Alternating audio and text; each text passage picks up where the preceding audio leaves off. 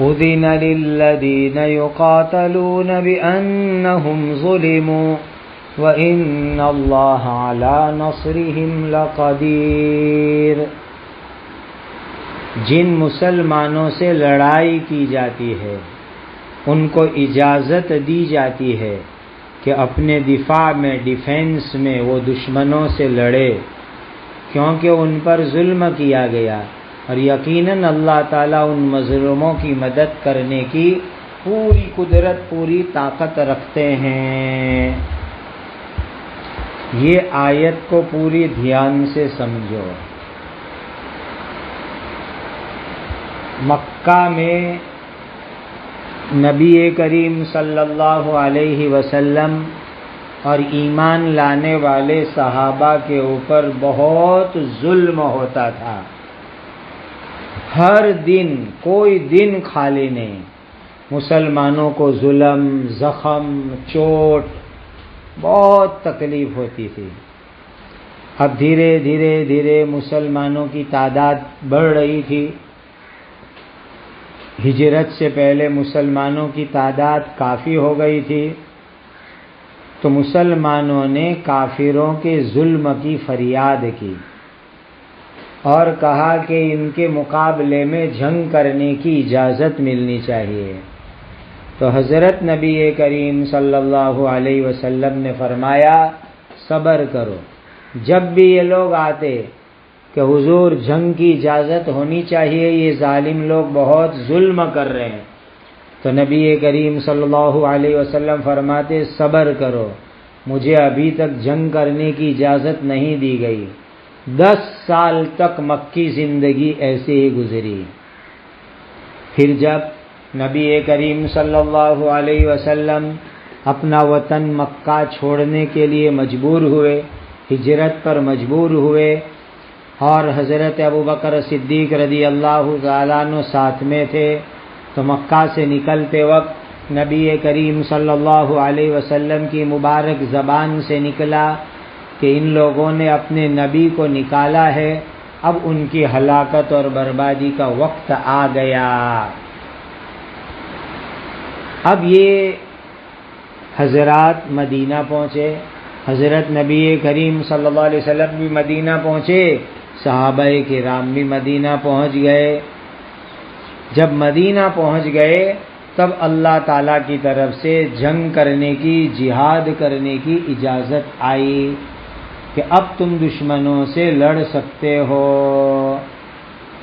اور یوں کہا گیا کہ اللہ پر بھروسہ کرو اور اللہ پر بھروسہ کر کے ان سے جنگ کرو۔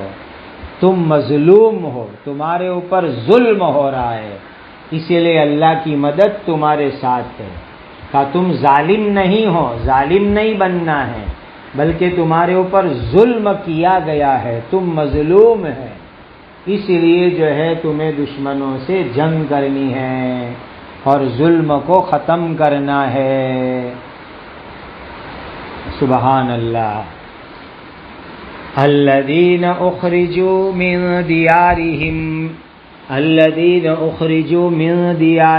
بغیر حق الا ان یقولوا ربنا اللہ ولولا دفع اللہ الناس بعضهم ببعض لهدمت صوامع وبيع وصلوات ومساجد يذكر فيها اسم الله كثيرا وَلَيَنْصُرَنَّ اللَّهُ مَنْ يَنْصُرُهُ إِنَّ اللَّهَ لَقَوِيٌّ عَزِيزٌ۔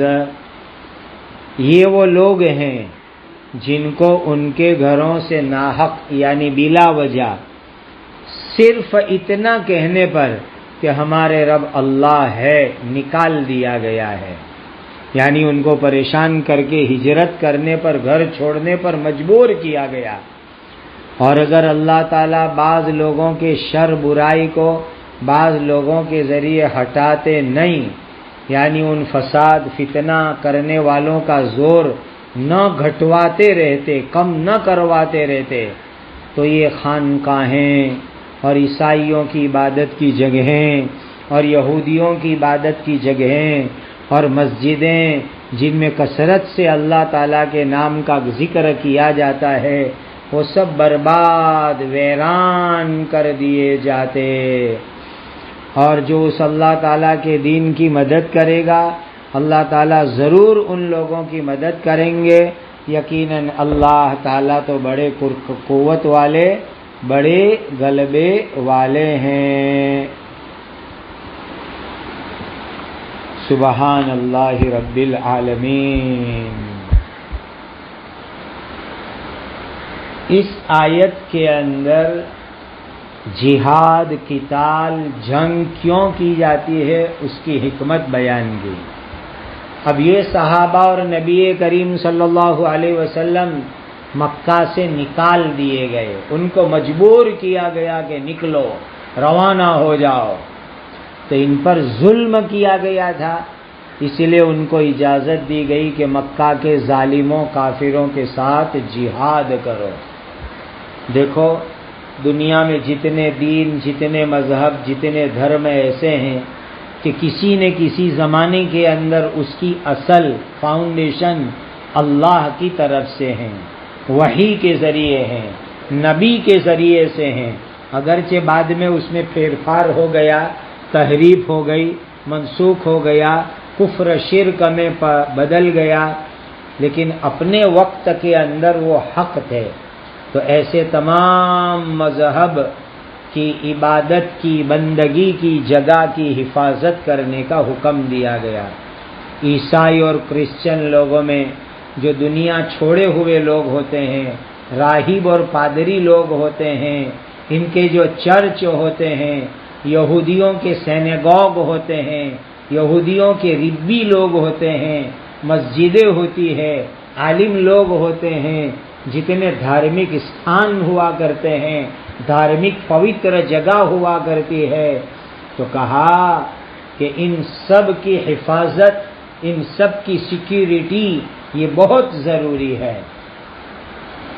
حضرت موسیٰ علیہ السلام کے زمانے میں جو عبادت کی جگہ تھی، حضرت عیسیٰ علیہ السلام کے زمانے میں جو عبادت کی جگہ تھی، اور اس امت کی جو مسجدیں ہیں، ان کی سلامتی کے لیے، ان کی سیکیورٹی کے لیے، ان کی حفاظت کے لیے فساد کرنے والے، فتنہ کرنے والے لوگوں کے ساتھ جنگ کی جاتی ہے۔ کہا یہ پوتر پاک جنگ ظالم کے ظلم کو ختم کرنا ہے، حق والوں کو حق دلانا ہے، باطل اور غلط لوگوں کی باطل محنت کو ختم کرنا ہے، اس کے لیے ہے۔ تو یہ قتال اور جہاد یہ تو ایک بہت اچھا کام ہے، ظلم کو ختم کرنے والا، فتنے کو ختم کرنے والا، برائی کو ختم کرنے والا، دھارمک استھان، عبادت کی جگہ، بندگی کی جگہ کی حفاظت اور سیکیورٹی کرنے والا یہ کام ہے۔ اسی لیے تو نبی کریم صلی اللہ علیہ وسلم نے فرمایا، عورتوں کو مت مارو، بوڑھوں کو مت مارو، بچوں کو مت مارو، دھرم گورو اور جو دھرم کے کام کے لیے دھارمک استھان میں، عبادت کی جگہ میں چپ چاپ بیٹھے رہتے ہیں، ایسے لوگوں کو مت چھیڑو، جو لڑائی کرے، فتنہ کرے، بس ایسے لوگوں کے فتنے سے اللہ کی زمین کو پاک کرو۔ یہ کتنی بڑی بات بتائی گئی۔ اور یاد رکھو، جو اللہ کے دین کی مدد کرے گا، اللہ اس کی مدد کریں گے، اللہ تعالیٰ بڑے طاقت والے، بڑے زبردست ہے۔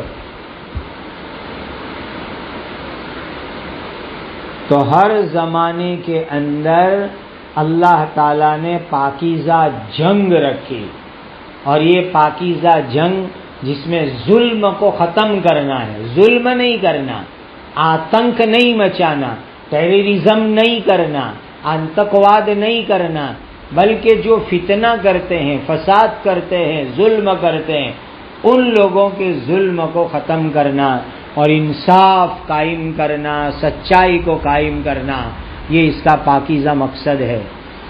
الذین ان مکناہم فی الارض اقاموا الصلاة وآتوا الزکاة وامروا بالمعروف ونہوا عن المنکر وللہ عاقبۃ الامور۔ یہ وہ لوگ ہیں کہ اگر ہم ان کو زمین میں قدرت دیوے یعنی حکومت دیوے تو وہ خود نماز کو قائم کرے اور زکوٰۃ دیوے اور دوسروں کو اچھی باتوں کا حکم دیوے اور بری بات سے وہ روکے اور تمام کاموں کا انجام اللہ تعالیٰ ہی کے اختیار میں ہے۔ دیکھو اللہ تعالیٰ کے نیک بندے اگر ان کے ہاتھ میں حکومت آوے، لا اینڈ آرڈر آوے، ستہ اور پاور آوے تو وہ اچھے اچھے کام کریں گے، اچھے اچھے ڈیولپمنٹ کے کام کریں گے، وکاس کے کام کریں گے، اچھے کام کریں گے۔ اور یہ لوگ نماز کا ماحول قائم کریں گے، زکوٰۃ کا ماحول قائم کریں گے، اچھی باتیں سکھائیں گے، بری باتوں سے روکیں گے۔ کتنے اچھے لوگ ہیں۔ کہتے ہیں کہ یہ آیت ایسے وقت پر اللہ کے یہاں سے آئی جب مسلمانوں کی کوئی حکومت نہیں تھی، کوئی ستہ نہیں تھی، کوئی اقتدار نہیں تھا، لیکن اللہ تعالیٰ نے حضرت نبی کریم صلی اللہ علیہ وسلم کے دنیا سے جانے کے بعد مسلمانوں کو حکومت دی۔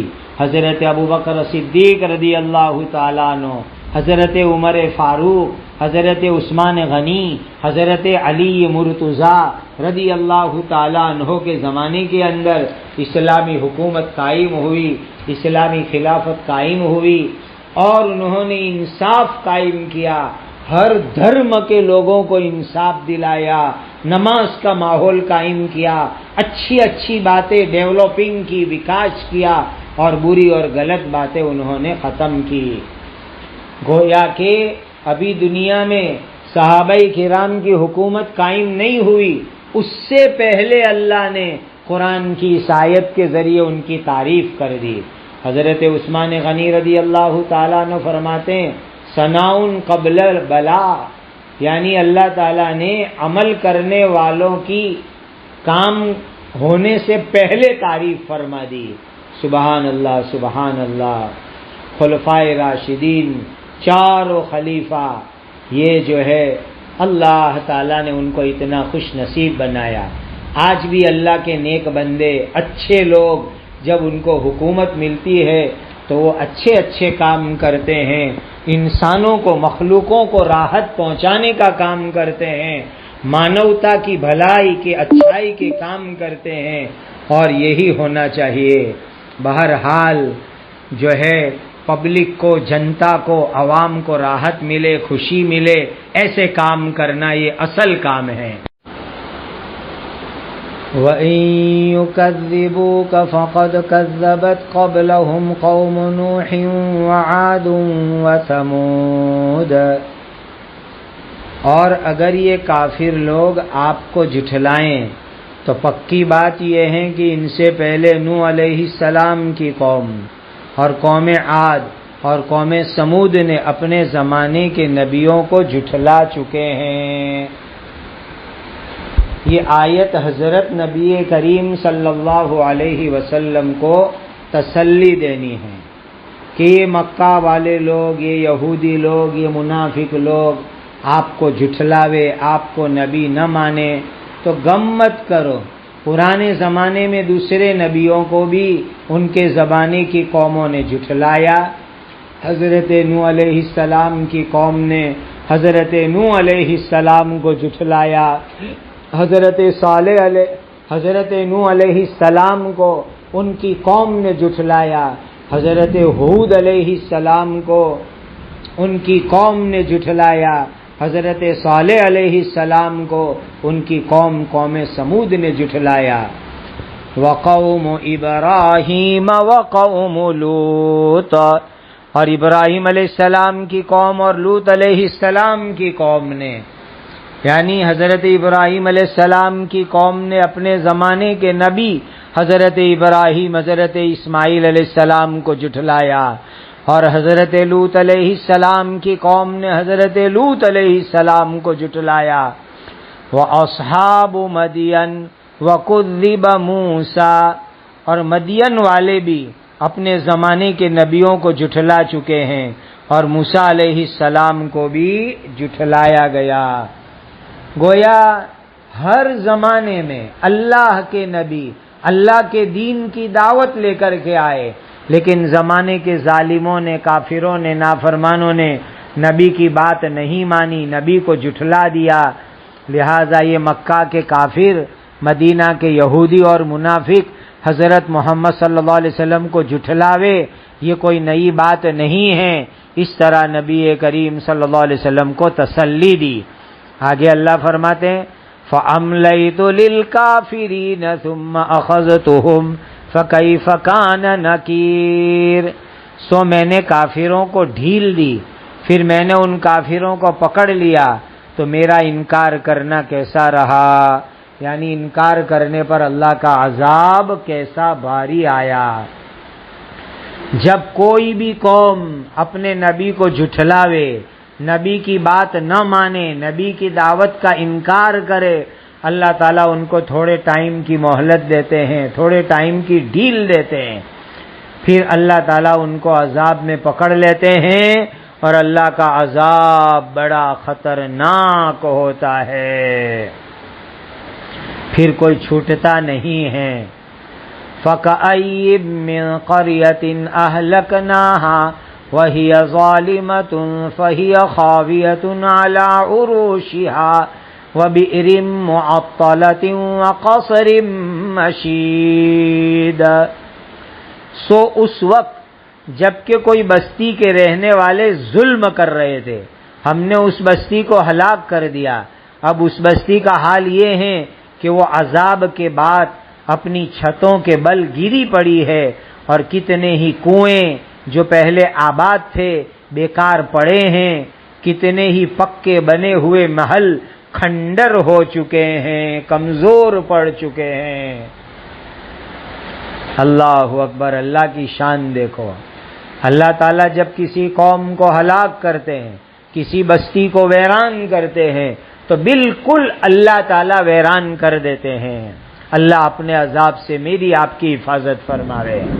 تو دیکھو پچھلے زمانے کے اندر جو شہر آباد تھے، جو محل بنگلے آباد تھے، اب وہ شہر ویران ہو گئے۔ کنووں پر سے لوگ پانی سپلائی کرتے تھے، وہ کنویں، پانی کی سپلائی کی سسٹم سب بیکار ہو گئی، محل ویران ہو گئے، بہترین بنگلے تباہ اور برباد ہو گئے، ختم کر دیے گئے۔ یہ اللہ تعالیٰ کی نافرمانی کی ان کے اوپر سزا آئی۔ افلم یسیروا فی الارض فتکون لهم قلوب یعقلون بها او آذان یسمعون بها فإنها لا تعمى الابصار ولكن تعمى القلوب التي في الصدور۔ تو کیا وہ زمین میں چلتے پھرتے نہیں، یعنی عبرت حاصل کرنے کی نیت سے، عبرت کے لیے زمین میں چلتے پھرتے نہیں، چلو پھرو، جس سے ان کے دل ایسے ہو جاتے کہ وہ ان سے سمجھنے لگ جاتے، یا ان کے کان ایسے ہو جاتے جس سے وہ سننے لگ جاتے۔ سو حقیقت یہ ہے کہ آنکھیں اندھی نہیں ہوتی، لیکن سینوں کے اندر جو دل ہے وہ اندھے ہو جاتے ہیں۔ اللہ تعالی ہم کو انوائٹ کر رہے ہیں، دعوت دے رہے ہیں، دنیا میں سفر کرو، زمین میں سیر کرو، عبرت کی نظر سے دنیا کو دیکھو۔ دنیا میں پچھلی قومیں تھی، ان کے شہر، ان کے محل، ان کے بنگلے سب کیسے کھنڈر ہو گئے، ویران ہو گئے، اجڑ گئے، اس کو جا کر کے دیکھو۔ سعودی عرب کے اندر مدائن صالح کا علاقہ ہے، وہاں حضرت صالح علیہ السلام کی قوم کے کھنڈر مکان ہے، اس کو جا کے دیکھو۔ یہ کیسی طاقت والی قوم، کیسے مضبوط بنگلے قلعے بنانے والی قوم، لیکن اللہ کی نافرمانی کی، نبی کی مخالفت کی، تو اللہ کے عذاب نے ان کو کیسا ویران اور برباد کر دیا۔ آج تک ان کے کھنڈر مکان موجود ہے۔ حضرت لوط علیہ السلام کی قوم جہاں آباد تھی، وہاں کیسا اللہ کا عذاب آیا، کالا کالا بدبو والا پانی، وہاں ہو گیا پوری قوم عذاب میں برباد کر دی گئی۔ تو دنیا میں جاؤ، عبرت کے لیے، نصیحت حاصل کرنے کے لیے سفر کرو، صرف ٹور مارنا، پکنک منانا، گھومنا پھرنا یہ مقصود نہیں ہونا چاہیے۔ ایک روایت میں آتا ہے، تفسیر روح المعانی کے حوالے سے یہ روایت نقل کی ہے کہ اللہ تعالیٰ نے حضرت موسیٰ علیہ السلام کو حکم دیا کہ لوہے کے اسٹیل کے جوتے سوز بناؤ اور لوہے کی لکڑی ہاتھ میں لو اور اللہ کی زمین میں اتنے چلو، اتنے پھرو، اتنے چلو، اتنے پھرو کہ لوہے کے جوتے گھسا جاوے اور یہ لوہے کی لکڑی جو تمہارے ہاتھ میں وہ ٹوٹ جاوے۔ یعنی عبرت حاصل کرنے کے لیے، نصیحت حاصل کرنے کے لیے دنیا میں جا کر کے نصیحت حاصل کرو۔ اللہ انسانوں کو سمجھ عطا فرمائے۔ ہے انسانوں، اللہ کی قدرت پر یقین کرو۔ آج لوگوں کی آنکھیں اندھی ہو گئی ہے، اللہ کی قدرت نہیں دیکھتے، لوگوں کے دل بیکار ہو گئے ہیں جو اللہ کی بات سمجھتے نہیں ہیں، لوگوں کے کان بہرے ہو گئے ہیں، نبی کی قرآن کی اچھی باتیں یہ لوگ سمجھتے اور سنتے نہیں ہیں۔ اللہ صحیح سمجھ عطا فرماوے۔ وَيَسْتَعْجِلُونَكَ بِالْعَذَابِ وَلَن يُخْلِفَ اللَّهُ وَعْدَهُ وَإِنَّ يَوْمًا عِندَ رَبِّكَ كَأَلْفِ سَنَةٍ مِّمَّا تَعُدُّونَ، اور وہ کافر لوگ تم سے عذاب جلدی مانگتے ہیں، حالانکہ اللہ تعالیٰ اپنے وعدے کی خلاف ورزی کبھی نہیں کریں گے۔ یعنی وعدے کے مطابق عذاب ضرور آئے گا، اور یقین جانو کہ تمہارے رب کے یہاں ایک دن تمہاری دنیاوی گنتی کے مطابق 1000 سال کے برابر ہوتا ہے۔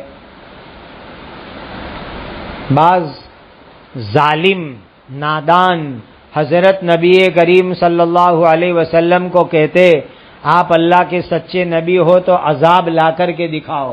سامنے سے عذاب مانگتے ہیں۔ کیسے یہ ظالم اور نادان لوگ ہیں کہ سامنے سے عذاب مانگ رہے ہیں؟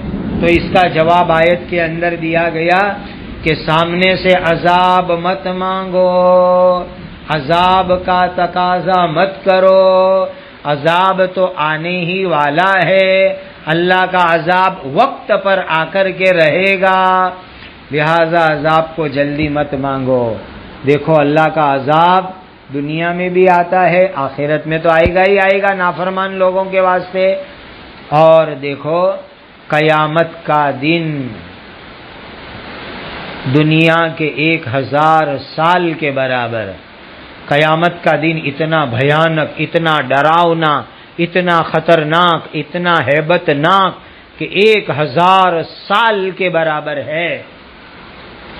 یاد رکھو حدیث کے اندر اور قرآن کے اندر قیامت کے دن کے لیے 2 گنتی آئی، 1000 سال کی اور 50,000 سال کی 2 گنتی آئی۔ تو دیکھو بھائی یہ تکلیف کے اعتبار سے ہیں۔ بعض لوگوں کو قیامت کا دن 1000 سال جتنا لگے گا، بعض لوگوں کو قیامت کا دن 50,000 سال جیسا لگے گا۔ آج دنیا میں بھی ایک چیز ہم دیکھتے ہیں، دیکھو ہمارے جو ملک ہیں انڈیا اور ایشیا کے ملک، تو ہمارے ملک کے اندر ہم خط استوا پر رہتے ہیں، وشوورت پر رہتے ہیں، تو ہمارے ملکوں میں رات اور دن کا ٹائم ٹیبل بہت اچھا ہوتا ہے، 24 کلاک، اس میں 12 کلاک کا دن، 12 گھنٹے کا دن، 12 گھنٹے کی رات، اور اس میں کچھ آگے پیچھے ہوتا ہے۔ لیکن ناروے کے آگے جو دنیا کا اوپر کا علاقہ ہے، نارتھ کیپ کا علاقہ، وہاں 1 سال کا دن ہوتا ہے، 6 مہینے دن، 6 مہینے رات۔ ایسا منظر اللہ دنیا میں بھی دکھاتے ہیں۔ بعض ملکوں میں 21 گھنٹے کا دن، 3 گھنٹے کی رات۔ اس طریقے سے دنیا میں ہی ٹائم ٹیبل میں فرق ہے۔ تو قیامت کے دن بھی بعض لوگوں کے لیے قیامت کا دن 1000 سال کا، بعض لوگوں کے لیے 50,000 سال کا ہے، اور اللہ کے نیک بندوں کو قیامت کا دن، حساب کتاب کا وقت بہت چھوٹا معلوم ہوگا، بہت معمولی معلوم ہوگا، تھوڑی دیر کے اندر جو ہے حساب کتاب کر کے یہ لوگ جنت کے اندر چلے جائیں گے۔ وَكَأَيٍّ مِّن قَرْيَةٍ أَمْلَيْتُ لَهَا وَهِيَ ظَالِمَةٌ ثُمَّ أَخَذْتُهَا وَإِلَيَّ الْمَصِيرُ، اور کتنی بستیاں ہیں جن کو میں نے مہلت دی تھی، حالانکہ ان بستیوں کے رہنے والے گنہگار تھے، پھر میں نے ان سب کو عذاب میں پکڑ لیا اور سب کو آخر میں میرے پاس ہی لوٹنا ہے۔ یاد رکھو، آج تک دنیا کے اندر بڑی بڑی قومیں تھی، طاقت والی قومیں تھی، ان کے شہر آباد تھے، لیکن جب انہوں نے نبی کی نافرمانی کی، اللہ کا عذاب آیا۔ اللہ تعالیٰ نے ان کو دنیا میں تھوڑی مہلت دی، تھوڑی ڈھیل دی کہ ایمان لے آوے، توبہ کر لے وے، لیکن ایمان نہیں لائے، توبہ نہیں کی، تو اللہ کا عذاب ان کے اوپر آیا اور اللہ نے عذاب میں ان کو پکڑ لیا۔ سب کو اللہ کے دربار میں لوٹ کر کے جانا ہے۔ قُلْ يَا أَيُّهَا النَّاسُ إِنَّمَا أَنَا لَكُمْ نَذِيرٌ مُبِينٌ، اے نبی تم کہہ دو، اعلان کر دو، اے لوگو یقیناً میں تم سب کو کھول کھول کر ڈر سنانے والا ہوں۔ نبی کا کام ڈرانا ہے، نبی کا کام لوگوں کو جہنم سے بچانا ہے، نبی کا کام لوگوں کو اللہ کے عذاب سے بچانا ہے۔ نبی کسی پر عذاب لاتے نہیں ہیں، نبی ڈراتے ہیں، لوگوں ایمان لے آؤ، توبہ کر لو ورنہ اللہ کا عذاب آئے گا۔ فَالَّذِينَ آمَنُوا وَعَمِلُوا الصَّالِحَاتِ لَهُم مَّغْفِرَةٌ وَرِزْقٌ كَرِيمٌ، سو جو لوگ ایمان لائے اور انہوں نے نیک کام کیے تو ان کے لیے مغفرت ہے اور عزت والی روزی ہے۔ عزت والی روزی اللہ دیں گے، ایمان والوں کو، نیک کام کرنے والوں کی مغفرت بھی ہو جائے گی اور اللہ عزت والی روزی بھی دیں گے۔ دنیا میں بھی عزت والی روزی ملے گی، آخرت میں بھی جنت ملے گی۔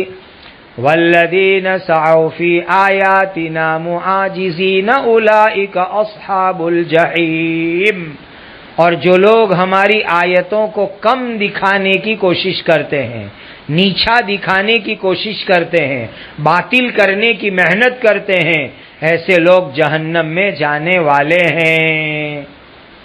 جو لوگ اللہ تعالیٰ کی آیت، شریعت کا احکام، دین کے قانون کا انکار کرتے ہیں، اس کو نیچا دکھاتے ہیں، اس کو باطل بتلاتے ہیں، کہتے ہیں کہ اسلام کے قانون میں پھیر پھار کرو، تبدیلی کرو، بہت سے مسلمان بھی ایسا بولتے ہیں، اور اللہ کے دین کو، ایمان کو، نبی کو، ایمان والوں کو ہرانے کی کوشش کرتے رہتے ہیں۔ اللہ ایسے لوگوں کو جہنم کی آگ میں بھیجیں گے۔ اللہ تعالیٰ ایسے برے حالات سے میری آپ کی پوری امت کی حفاظت فرماوے۔ اللہ اپنی ذات پر ایمان، یقین کی دولت سے ہم سب کو مالا مال فرماوے۔